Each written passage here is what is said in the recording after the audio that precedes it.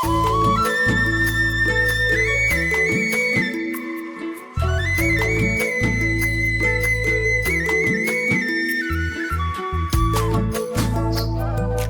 আমি যেহেতু উপস্থিত হৈ আছোঁ বৰ্তমান সময়ত শিলাকটি বুলি ক'ব লাগিব 1 নং কোঁৱাগাঁৱত। ইয়াত দেখা পোৱা গৈছে যে কি পুৰুষ মহিলা সকলো একত্ৰিত হৈ এই ঠাণ্ডাটো আজি যিহেতু উৰুকা দিনাখনটো লগে ভাগে এসাঁজ খাব লাগিব।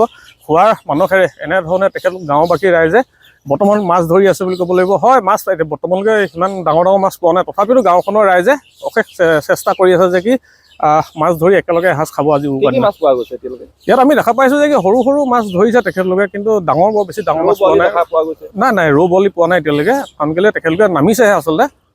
দেখা যাওক পাছত কেনেকুৱা কি ধৰিব পাৰে। পৰম্পৰা মানে হয়, কাৰণ কেলৈ গাঁওবাসী একত্ৰিত হৈ লৈছে। ইয়াত পুৰুষ মহিলা বুলি ক'বলৈ নাই, সকলোৱে ইয়াতে জাল মাৰিছে, পল লৈছে, কিন্তু লগে ভাগে যে এসাঁজ খাব লাগিব বিহুৰ যিহেতু উৰুকা আজি, সেইবাবে তেখেতলোকে সম্পূৰ্ণ সকলো একত্ৰিত হৈ বৰ্তমান সময়ত মাছ ধৰি আছে।